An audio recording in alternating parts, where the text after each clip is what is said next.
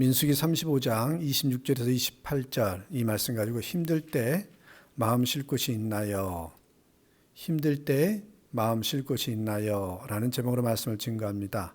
정확히 말하면 오늘 도피성에 대한 이야기인데요. 사실은 35장 9절부터 봐야 되는데 축약해서 보았습니다. 힘들 때 마음 쉴 곳이 있는지요? 인생을 살다 보면 참 힘들 때가 있습니다. 그럴 때면 차라리 어디로 도망가 버릴까, 숨어 버릴까 하는 충동마저 느끼게 됩니다. 말하자면 쉽게 피난처, 도피처를 찾는 게 보통 인지상정인 것 같습니다. 하지만 세상에 어디 그런 데가 있는지 생각해 보면 또 마땅히 없어요. 혹시 비슷한 데가 있어서 찾아간다 해도 마음 편치가 않죠. 그래서 어떤 사람은 애꿎은 술이나 또 마시면서 잊어버리려고 합니다. 한국 드라마를 보니까 참 그런 장면들이 많이 보게 되는데 생각보다 술 먹는 장면이 많이 나오더란 말입니다. 혹자는 아예 자포자기하면서 탈선하는, 그래서 어떻게 보면 자기를 학대하는 그런 모습도 보게 됩니다. 마약하는 것도 그런 종류가 아니겠어요? 이런 것들은 오히려 인생을 더 꼬이게 만듭니다. 결과적으로 보면 더 꼬이는데 자칫 인생을 망칠 수가 있다는 것이죠. 또 어떤 심한 경우에는 극단적인 선택을 하기도 합니다. 자, 세상이 이렇단 말이죠. 힘들고 어려울 때 내 자신은 어떻게 하고 있는지 한번 생각해 보셨으면 좋겠어요. 인생을 살아가면서 봉착하는 온갖 어려움, 고통, 불안 이런 것들을 잘 극복하고 있으신지요? 그 모든 것에서 벗어날 수 있는 피난처가 있느냐라는 것입니다. 한번 곰곰이 생각해 보니까 그래도 일찍이 예수 믿어서 예수님을 피난처로 삼았던 제 자신을 보니까 참 다행이다. 만약에 예수가 없었다면 알게 모르게 참 힘들고 어려운 일이 있었는데 그때 어디로 피했을까 생각해 보면 일찍이 예수 믿고 예수님을 피난처로 삼았던 제 삶이 참 감사하다라는 생각이 들었습니다. 여러분 그렇습니다. 세상에서는 답을 찾을 수가 없다는 말씀을 드리고 싶은 거예요. 그래서 세상에는 답이 없다, 노답 혹은 오답이 잘못된 답이라는 거죠. 정답은 바로 오직 성경에만 나옵니다. 말씀에 있다라는 것입니다. 정답은 성경에 있습니다. 오늘 본문은 우리에게 가장 확실한 피난처를 제시해 주고 있습니다. 구약 이스라엘의 도피성이죠. 본문은 잘 아시겠지만 이스라엘이 이렇게 출애굽을 한 후에 광야를 통과할 때 하나님께서 주신 말씀인데요. 가나안 땅에 들어가서 새로운 국가를 만들 텐데 그때 국가를 세울 때 꼭 이것만 잊지 말아라. 그게 뭐냐? 반드시 도피성을 설치하라는 것입니다. 그래서 뛰어가서 금방 갈 수 있는 근처에다가 곳곳에 동서남북 곳곳에다가 도피성을 만들라고 명령하신 내용입니다. 구약 성경을 보면 기본적으로요. 살인자는 반드시 죽임을 당해야 된다. 이게 법으로 맞아요. 반드시 죽임을 당해야 한다라는 거 뭐 창세기나 출애굽기 보면 반드시 그렇게 해야 된다라고 증거하고 있습니다. 피살된 사람의 가장 가까운 친족이 상대방을 죽일 수가 있어요. 그게 법적으로 되어 있단 말입니다. 그런데 문제는 뭐냐? 우발적인 살인자, 고의성이 없는 오살자라는 거죠. 고의성이 없는데 하다가 잘못해서 상대방을 죽여버리는 경우, 그때 피할 길을 보장해 주는 게 바로 뭡니까? 도피성 제도입니다.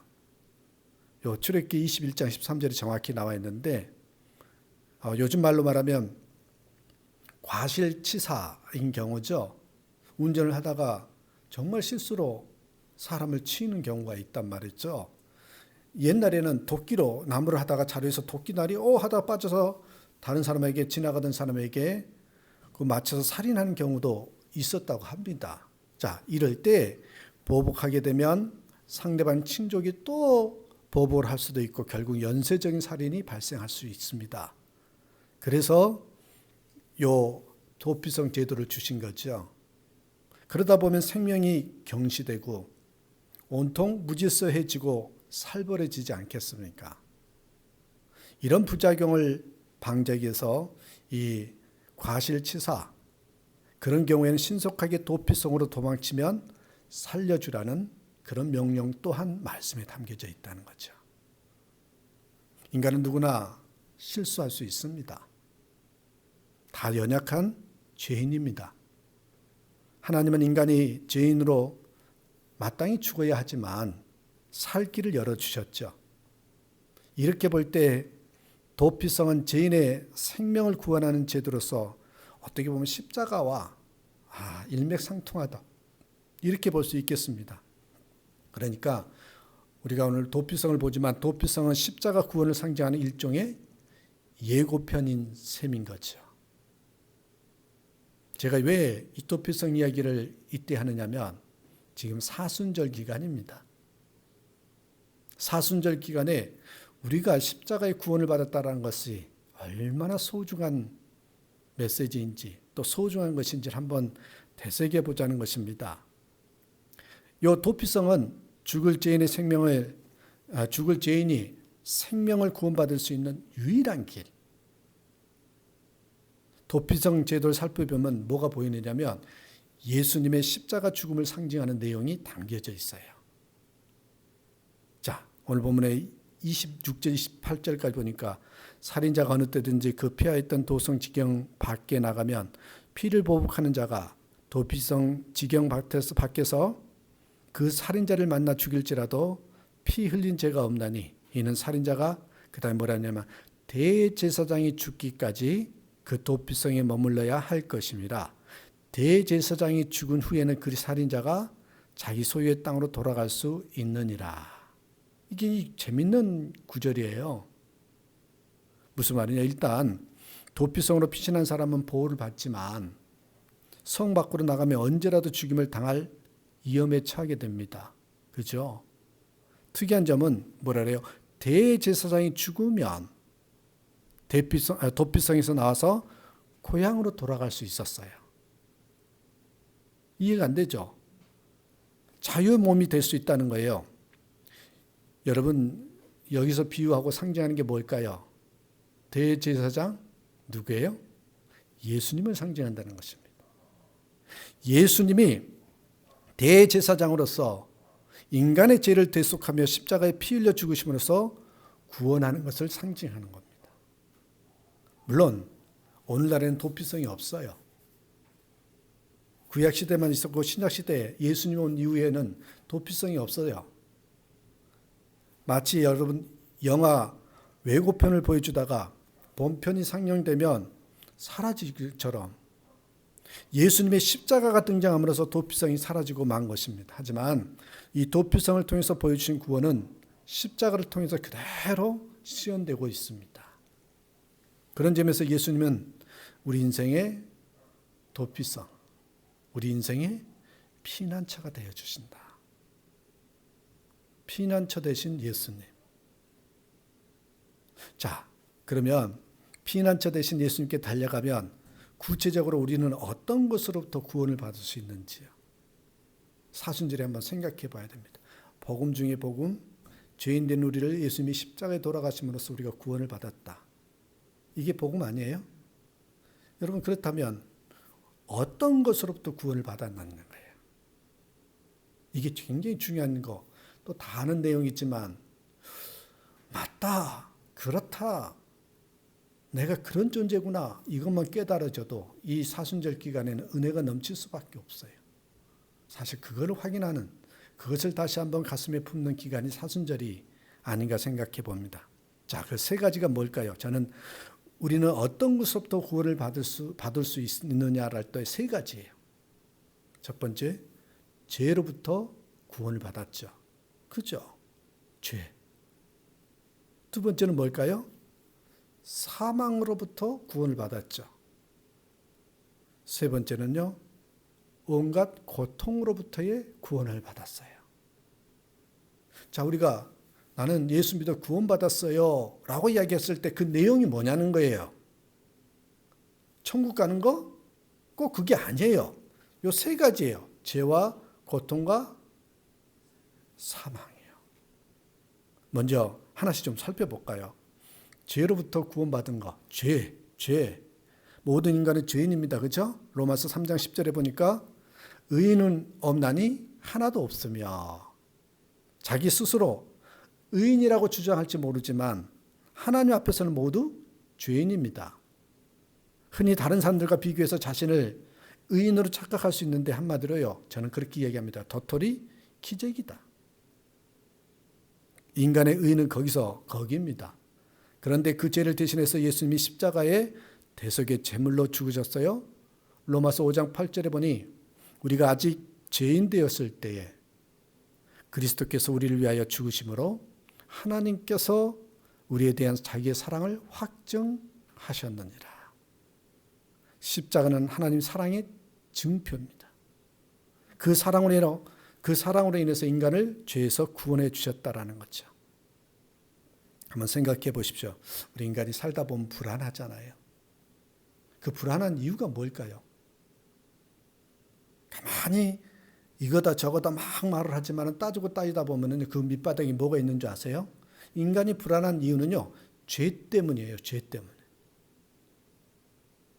죄가 우리 영혼의 목을 조르기 때문에 불안한 겁니다. 마치 하늘에 먹구름이 끼어 있는 것처럼 죄가 우리 영혼을 답답하게 만듭니다. 무슨 실수나 잘못이 있을 때 사람에게 용서받는 것도 중요하지만 인간의 영혼은 그것으로 불충분합니다. 왜요? 죄의식이라는 게 있어서. 죄의식으로 인해서 계속 괴롭혀요. 용서받았다고 느꼈는데 확신하는데도요, 죄의식이 자꾸 내 영혼에 남아있어서 그것 때문에 괴로워합니다. 궁극적으로 하나님에게 용서를 받아야 되거든요. 그럴 때 죄로 인한 가책에서 자유로울 수 있습니다. 이게 바로 뭐라? 우리는 십자가의 능력이다. 이게 바로 십자가의 능력이라고 이야기를 하는 겁니다. 그런 이야기 들어보셨죠? 오래전에 영국에서 있었던 일이래요. 어떤 사람이 장난삼아서 정계와 재계의 유력 인사들에게 이렇게 써서 전보를 보냈답니다. 뭐라고 전보를 보냈냐면, 옛날이니까 전보를 보냈겠죠. 다 들통났음. 빨리 도망칠 것. 한마디로 하면 다 들통났으니까 빨리 도망치세요. 이렇게 메시지를 보냈다는 것입니다. 그런데 놀라운 건 그들 중 상당수가 정말 잠적했더래요. 일순간에 영국 사회가 발칵 뒤집었습니다. 도둑이 재발절이다 라는 말이 딱 맞습니다. 왜 그럴까요? 우리 인간은 별 수 없는 죄인임을 보여주는 이야기예요. 따지다 보면 안 걸릴 게 없는 게 인간이라는 거예요. 모든 인간이 크고 작은 죄로 인해서 그 영혼의 참 평안을 상실하고 말았습니다. 그러나 십자가 앞에 나오면 죄책감에서 해방되죠. 참 평안을 누릴 수가 있습니다. 심지어 담대함을 가질 수가 있어요. 잠언 28장 1절에 이런 말씀이 있어요. 악인은 쫓아오는 자가 없어도 도망하나 의인은 사자같이 담대하니라. 이 말씀대로 저와 여러분은 십자가 앞에서 죄사함을 받고 의인이 되었습니다. 그러기에 피난처 되신 주님을 믿음으로 참 평안을 누리시길 바랍니다. 자, 죄. 두 번째 단어는 사망에서 구원을 받았죠. 모든 인간은 죄로 인해서 반드시 죽게 되어 있습니다. 죄 때문에 죽어요. 영원히 살 수가 없어요. 죄 때문에. 히브리서 9장 27절에 나오잖아요. 한 번 죽는 것은 사람에게 정해진 것이요 그 후에는 심판이 있으리니. 이 말씀대로 육신의 죽음보다 그 후의 심판으로 영원한 사망을 당하는 게 더 무섭습니다. 예수님은 그 사망의 원인인 죄값을 십자가의 죽음으로 대신 치러 주셨죠. 이걸 우리는 대속이라고 말을 합니다. 그렇게 되면 예수님을 믿음으로 영생을 얻게 된다라는 것이 복음의 핵심 아닙니까? 도피성으로 피하면 생명을 구원하는 것처럼 십자가를 바라보면 사망에서 구원받고 죽음의 공포에서 벗어나게 됩니다. 영혼 속에 영생의 기쁨이 넘치고 언제 인생을 마쳐도 천국에 들어갈 그런 영생 복락을 누린다는 소망이 넘쳐요. 힘들고 어려울 때 차라리 빨리 천국에 갔으면 좋겠다라는 생각이 들 때가 있는데 그건 참 귀한 믿음입니다. 때때로 무서운 질병이나 문제 앞에 죽음의 공포를 느낄 수는 있겠죠. 그럼에도 불구하고 참 신앙을 가진 그리스도인은요, 그 두려움을 넉넉히 이겨낼 수가 있다라는 거예요. 어느 날 저희 어머님한테 제가 전화를 했어요. 그랬더니 아버님과 조금 다툼이 있었나 봐요.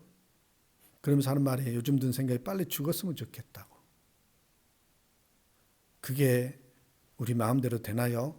그러면서 이야기하면서 한참 동안 아들인 저하고 통화를 하면서 이렇게 마음이 좀 풀렸는지 이제는 좀 마음이 괜찮다는 거예요. 그래서 제가 여쭤봤어요. 엄마, 죽는 게 무섭지 않으세요?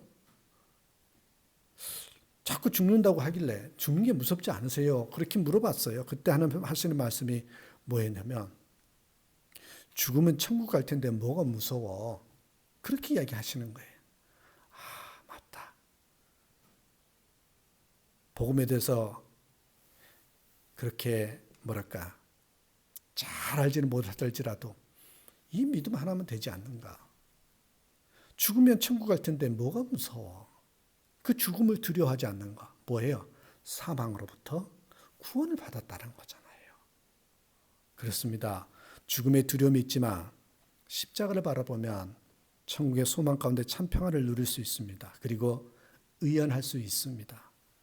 저와 여러분도 이 육신의 죽음을 넘어서 천국을 확신하면서 우리는 그런 사망으로부터 구원받은 존재라는 것을 믿고 좀 이 땅 가운데서도 담대한 마음으로 승리하는 삶이 되기를 바랍니다. 마지막 세 번째는요, 고통에서의 구원입니다. 고통에서의 구원. 도피성이 들어가면 모든 문제가 해결됐거든요. 생명을 구원받고 절박한 위기에서 벗어난 것뿐만 아니라 분명히 도피성으로 갔을 때 자기 먹을 것을 들고 들어갔겠어요? 아니죠.